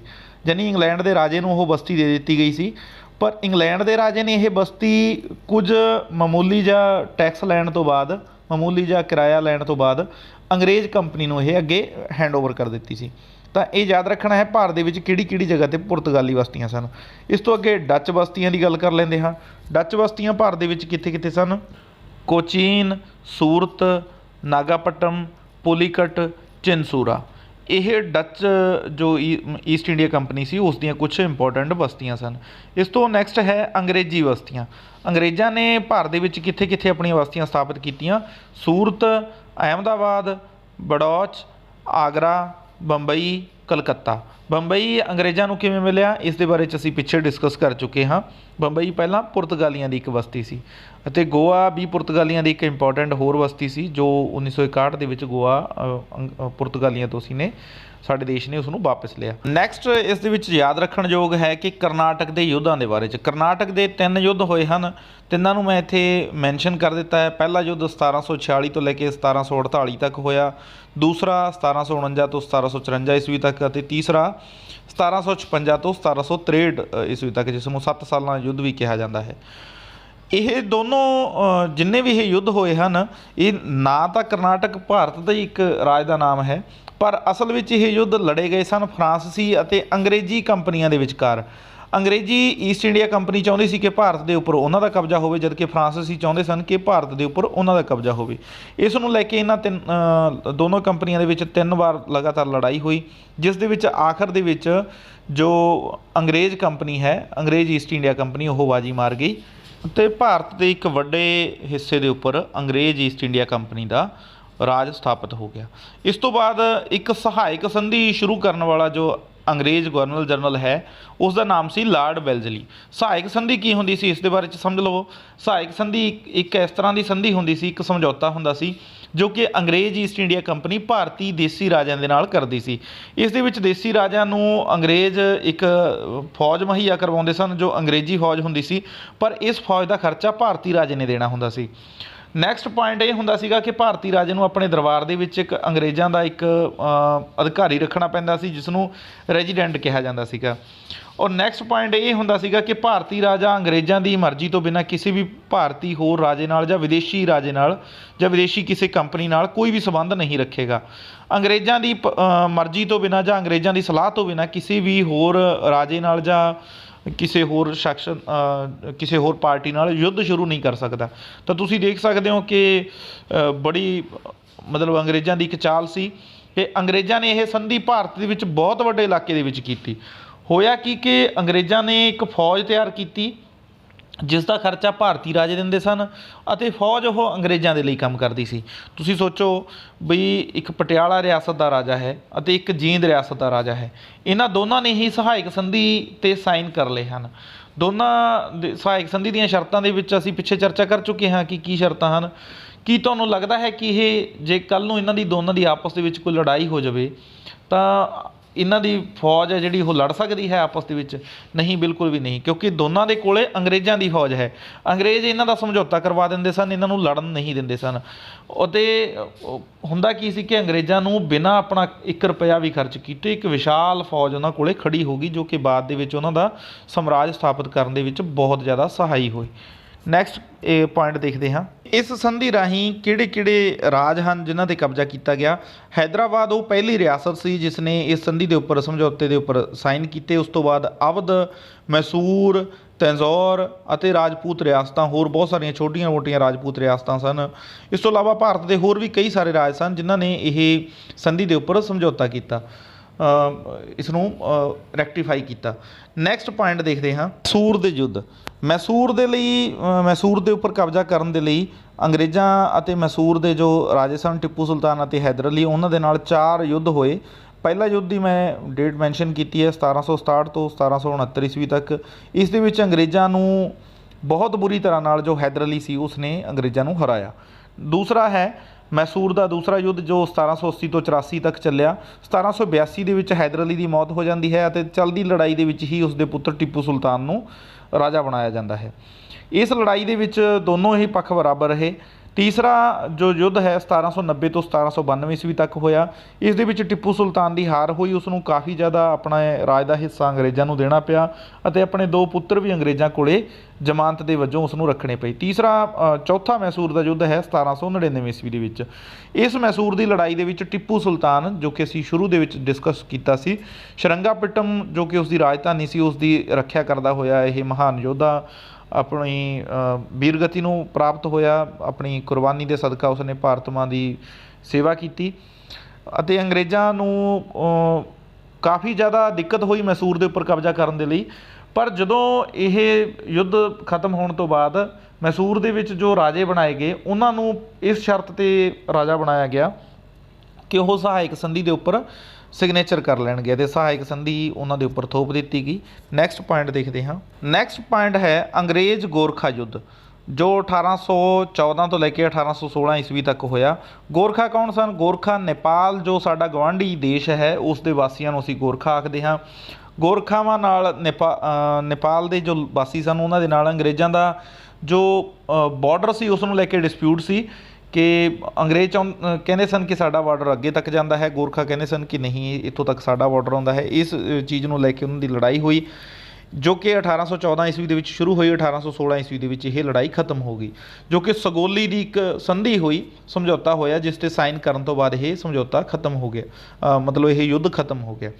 ਪਰ ਇਸ ਲੜਾਈ ਦੇ ਵਿੱਚ ਜੋ ਸ਼ਰਤਾਂ ਸਨ ਉਹ ਅੱਜ ਮੌਜੂਦਾ ਇਸ ਸਾਲ ਦੇ ਵਿੱਚ ਭਾਰਤ ਸਰਕਾਰ ਦੇ ਲਈ ਇੱਕ ਚਿੰਤਾ ਦਾ ਵਿਸ਼ਾ ਬਣੀਆਂ ਹੋਈਆਂ ਹਨ।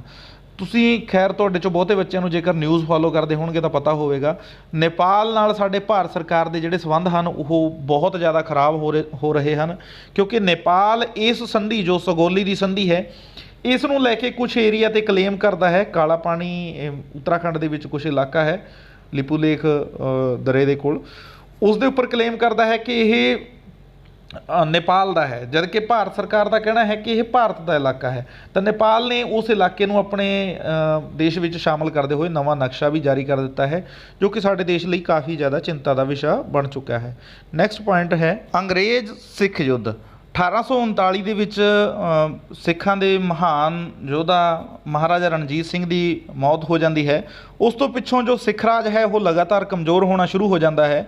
ਦੂਸਰੇ ਪਾਸੇ ਅੰਗਰੇਜ਼ ਵੀ ਇਸ ਚੀਜ਼ ਦੀ ਪੂਰੀ ਨਜ਼ਰ ਰੱਖੇ ਹੋਏ ਸਨ ਕਿ ਜਦੋਂ ਵੀ ਸਿੱਖਾਂ ਦਾ ਰਾਜ ਕਮਜ਼ੋਰ ਹੋਵੇਗਾ ਅਸੀਂ ਇਸ ਦੇ ਉੱਪਰ ਕਬਜ਼ਾ ਕਰ ਲਵਾਂਗੇ। ਇਸ ਕਬਜ਼ੇ ਦੇ ਚੱਕਰ ਨੂੰ ਲੈ ਕੇ ਅੰਗਰੇਜ਼ਾਂ ਅਤੇ ਸਿੱਖਾਂ ਦੇ ਵਿਚਕਾਰ ਦੋ ਲੜਾਈਆਂ ਹੋਈਆਂ, ਜਿਸ ਨੂੰ ਅੱਗੇ ਤੁਸੀਂ ਵੱਡੀਆਂ ਕਲਾਸਾਂ ਦੇ ਵਿੱਚ ਹੋਰ ਜ਼ਿਆਦਾ ਡਿਟੇਲ ਦੇ ਵਿੱਚ ਪੜ੍ਹੋਗੇ। ਪਰ ਹਜੇ ਤੁਸੀਂ ਇਹੀ ਜਾਣੋ ਕਿ ਪਹਿਲਾ ਜੋ ਅੰਗਰੇਜ਼ ਸਿੱਖ ਯੁੱਧ ਹੈ ਉਹ 1845 ਤੋਂ 1846 ਈਸਵੀ ਤੱਕ ਹੋਇਆ, ਜਿਸ ਦੇ ਵਿੱਚ ਸਿੱਖਾਂ ਦੀ ਹਾਰ ਹੋਈ। ਸਿੱਖਾਂ ਨੂੰ ਕੁਝ ਸ਼ਰਤਾਂ ਦੇ ਉੱਪਰ ਇੱਕ ਕੌਂਸਲ ਬਣਾ ਕੇ ਰਾਜ ਕਰਨ ਦੀ ਆਗਿਆ ਦੇ ਦਿੱਤੀ ਗਈ। ਮਹਾਰਾਜਾ ਦਲੀਪ ਸਿੰਘ ਜੋ ਕਿ ਨਾਬਾਲਿਗ ਰਾਜਾ ਸੀ, ਉਸ ਨੂੰ ਰਾਜ ਗੱਦੀ 'ਤੇ ਬਿਠਾਇਆ ਗਿਆ। ਇਸ ਤੋਂ ਬਾਅਦ ਦੂਸਰਾ ਅੰਗਰੇਜ਼ ਸਿੱਖ ਯੁੱਧ ਹੁੰਦਾ ਹੈ 1848 ਤੋਂ 1849 ਈਸਵੀ ਤੱਕ। ਇਸ ਦੇ ਵਿੱਚ ਅੰਗਰੇਜ਼ਾਂ ਨੇ ਸਿੱਖਾਂ ਨੂੰ ਪੂਰੀ ਤਰ੍ਹਾਂ ਨਾਲ ਹਰਾ ਕੇ ਸਿੱਖ ਰਾਜ ਨੂੰ ਪੂਰੀ ਤਰ੍ਹਾਂ ਨਾਲ ਖਤਮ ਕਰ ਦਿੱਤਾ। 29 ਮਾਰਚ 1849 ਈਸਵੀ ਨੂੰ ਪੰਜਾਬ ਨੂੰ ਲਾਰਡ ਡਲਹੌਜੀ ਦੀ ਅਗਵਾਈ ਦੇ ਵਿੱਚ ਅੰਗਰੇਜ਼ੀ ਸਾਮਰਾਜ ਵਿੱਚ ਮਿਲਾ ਲਿਆ ਗਿਆ। ਯਾਦ ਰੱਖਣਾ ਹੈ ਪੰਜਾਬ ਨੂੰ ਅੰਗਰੇਜ਼ੀ ਰਾਜ ਵਿੱਚ ਕਦੋਂ ਮਿਲਾਇਆ ਗਿਆ ਅਤੇ ਕਿਸ ਦੁਆਰਾ ਮਿਲਾਇਆ ਗਿਆ, ਇਹ ਹੋ ਸਕਦਾ ਹੈ ਅੱਗੇ ਕੁਐਸਚਨ ਆ ਸਕਦਾ ਹੈ। ਨੈਕਸਟ ਇੱਕ ਟੌਪਿਕ ਹੈ ਲੈਪਸ ਦੀ ਨੀਤੀ। ਲੈਪਸ ਦੀ ਨੀਤੀ ਸ਼ੁਰੂ ਕਰਨ ਵਾਲਾ ਜੋ ਅੰਗਰੇਜ਼ ਗਵਰਨਰ ਜਨਰਲ ਸੀ ਉਹ ਸੀ ਲਾਰਡ ਡਲਹੌਜੀ। ਲੈਪਸ ਦੀ ਨੀਤੀ ਕੀ ਸੀ ਕਿ ਸਪੋਜ਼ ਕੋਈ ਭਾਰਤੀ ਰਾਜਾ ਹੈ, ਕੋਈ ਵੀ ਭਾਰਤੀ ਰਾਜਾ, ਉਸ ਦੇ ਆਪਣਾ ਪੁੱਤਰ ਨਹੀਂ ਹੈ। ਆਪਣੇ ਦੇਸ਼ ਦੇ ਵਿੱਚ ਇੱਕ ਪ੍ਰਥਾ ਹੈ ਕਿ ਜੇਕਰ ਕਿਸੇ ਦੇ ਕੋਈ ਪੁੱਤਰ ਨਹੀਂ ਹੈ ਤਾਂ ਉਹ ਕੋਈ ਗੋਦ ਲੈ ਲੈਂਦਾ ਹੈ, ਕਿਸੇ ਆਪਣੇ ਆਪਣੇ ਭਰਾ ਦੇ ਪੁੱਤਰ ਨੂੰ ਜਾਂ ਭੈਣ ਦੇ ਪੁੱਤਰ ਨੂੰ ਉਹ ਗੋਦ ਲੈ ਲੈਂਦਾ ਹੈ। ਪਰ ਅੰਗਰੇਜ਼ਾਂ ਨੇ ਜੋ ਇਹ ਗਵਰਨਰ ਜਨਰਲ ਸੀ ਲਾਰਡ ਡਲਹੌਜੀ, ਇਸ ਨੇ ਇਹ ਨੀਤੀ ਲਿਆ ਕੇ ਲੈਪਸ ਦੀ ਨੀਤੀ ਕਿ ਅੰਗਰੇਜ਼ਾਂ ਦੀ ਆਗਿਆ ਤੋਂ ਬਿਨਾਂ ਕੋਈ ਵੀ ਭਾਰਤੀ ਰਾਜਾ ਗੋਦ ਨਹੀਂ ਲੈ ਸਕਦਾ ਪੁੱਤਰ ਨੂੰ, ਅਤੇ ਇਸ ਲਾਵਾਰਿਸ ਰਾਜ ਨੂੰ ਅੰਗਰੇਜ਼ ਆਪਣੇ ਸਾਮਰਾਜ ਦੇ ਵਿੱਚ ਮਿਲਾ ਲੈਂਦੇ ਸਨ। ਇਸੇ ਨੀਤੀ ਦੇ ਚੱਲਦਿਆਂ ਭਾਰਤ ਦੇ ਬਹੁਤ ਸਾਰੇ ਛੋਟੇ ਵੱਡੇ ਰਾਜ ਹਨ ਜਿਨ੍ਹਾਂ ਨੂੰ ਅੰਗਰੇਜ਼ਾਂ ਨੇ ਆਪਣੇ ਸਾਮਰਾਜ ਦੇ ਵਿੱਚ ਮਿਲਾ ਲਿਆ, ਜਿਨ੍ਹਾਂ ਦੇ ਵਿੱਚ ਸਤਾਰਾ, ਝਾਂਸੀ, ਇਸ ਤੋਂ ਇਲਾਵਾ ਜੈਤਪੁਰ, ਬਘਾਟ, ਇਹੋ ਜਿਹੀਆਂ ਬਹੁਤ ਸਾਰੀਆਂ ਰਿਆਸਤਾਂ ਸਨ ਜਿਨ੍ਹਾਂ ਦੇ ਰਾਜਿਆਂ ਦੀ ਬਿਨਾਂ ਪੁੱਤਰ ਤੋਂ ਉਹਨਾਂ ਦੇ ਆਪਣਾ ਕੋਈ ਪੁੱਤਰ ਨਹੀਂ ਸੀ। ਉਸ ਤੋਂ ਜਦੋਂ ਉਹਨਾਂ ਦੀ ਮੌਤ ਹੋ ਗਈ ਤਾਂ ਅੰਗਰੇਜ਼ਾਂ ਨੇ ਉਹਨਾਂ ਦੇ ਸਾਮਰਾਜ ਨੂੰ ਆਪਣੇ ਰਾਜ ਦੇ ਵਿੱਚ ਮਿਲਾ ਲਿਆ। ਇਸ ਨੀਤੀ ਦੇ ਸਦਕਾ ਹੀ ਜੋ 1857 ਦਾ ਵਿਦਰੋਹ ਹੁੰਦਾ ਹੈ, ਉਸ ਦੇ ਵਿੱਚ ਝਾਂਸੀ ਦੀ ਰਾਣੀ ਹੈ ਜੋ ਲਕਸ਼ਮੀ ਬਾਈ, ਉਹ ਅੰਗਰੇਜ਼ਾਂ ਦੇ ਖਿਲਾਫ ਉੱਠ ਖੜੀ ਹੁੰਦੀ ਹੈ। ਤਾਂ ਅਸੀਂ ਇਸ ਲੈਸਨ ਦੇ ਜੋ ਇੰਪੋਰਟੈਂਟ ਕੁਐਸਚਨਸ ਹਨ ਉਹਨਾਂ ਨੂੰ ਅਸੀਂ ਡਿਸਕਸ ਕੀਤਾ ਹੈ। ਕੁਝ ਕੁਐਸਚਨਸ ਦੀ ਲਿਸਟ ਮੈਂ ਵੀ ਬਣਾਈ ਹੈ। ਮੈਨੂੰ ਉਮੀਦ ਹੈ ਕਿ ਕਾਫੀ ਜ਼ਿਆਦਾ ਕਲੀਅਰਿਟੀ ਤੁਹਾਨੂੰ ਹੋਈ ਹੋਵੇਗੀ। ਅੱਜ ਦਾ ਇਹ ਲੈਕਚਰ ਥੋੜ੍ਹਾ ਲੰਬਾ ਹੋ ਗਿਆ, ਉਸ ਦੇ ਲਈ ਐਡਵਾਂਸ 'ਚ ਹੀ ਸੌਰੀ, ਬਟ ਕਾਫੀ ਜ਼ਿਆਦਾ ਵੱਡਾ ਲੈਂਥੀ ਲੈਸਨ ਸੀ। ਇਸ ਦੇ ਵਿੱਚ ਕਾਫੀ ਜ਼ਿਆਦਾ ਇਨਫੋਰਮੇਸ਼ਨ ਸੀ। ਅਜੇ ਵੀ ਕਾਫੀ ਸਾਰੇ ਪੁਆਇੰਟਸ ਰਹਿੰਦੇ ਹੋਣਗੇ ਜਿਨ੍ਹਾਂ ਨੂੰ ਅਸੀਂ ਡਿਸਕਸ ਨਹੀਂ ਕਰਿਆ ਹੋਵੇਗਾ। ਕਿਰਪਾ ਕਰਕੇ ਤੁਸੀਂ ਕਮੈਂਟ ਬਾਕਸ ਦੇ ਵਿੱਚ ਉਹਨਾਂ ਨੂੰ ਦੱਸ ਸਕਦੇ ਹੋ, ਆਪਾਂ ਉਹਨਾਂ ਨੂੰ ਕਿਸੇ ਹੋਰ ਵੀਡੀਓ ਦੇ ਵਿੱਚ ਡਿਸਕਸ ਕਰ ਸਕਦੇ ਹਾਂ। ਜੇਕਰ ਤੁਹਾਨੂੰ ਇਹ ਲੈਕਚਰ ਵਧੀਆ ਲੱਗਿਆ, ਇਸ ਨੂੰ ਲਾਈਕ, ਸ਼ੇਅਰ ਅਤੇ ਕਮੈਂਟ ਕਰਕੇ ਜ਼ਰੂਰ ਦੱਸੋ। ਆਪਣੇ ਹਮਜਮਾਤੀਆਂ ਨੂੰ ਇਸ ਨੂੰ ਸ਼ੇਅਰ ਕਰੋ ਤਾਂ ਕਿ ਉਹ ਵੀ ਇਸ ਲੈਕਚਰ ਨੂੰ ਦੇਖ ਸਕਣ, ਉਹਨਾਂ ਦੀ ਵੀ ਜਾਣਕਾਰੀ ਇਸ ਲੈਸਨ ਦੇ ਸੰਬੰਧ ਦੇ ਵਿੱਚ ਵਧੀਆ ਹੋ ਸਕੇ, ਦਰੁਸਤ ਹੋ ਸਕੇ। ਇਸ ਦੇ ਨਾਲ ਹੀ ਇਸ ਲੈਕਚਰ ਨੂੰ ਸੁਣਨ ਦੇ ਲਈ ਤੁਹਾਡਾ ਸਾਰੇ ਬੱਚਿਆਂ ਦਾ, ਅਧਿਆਪਕ ਸਾਥੀਆਂ ਦਾ ਬਹੁਤ ਬਹੁਤ ਧੰਨਵਾਦ। Thank you.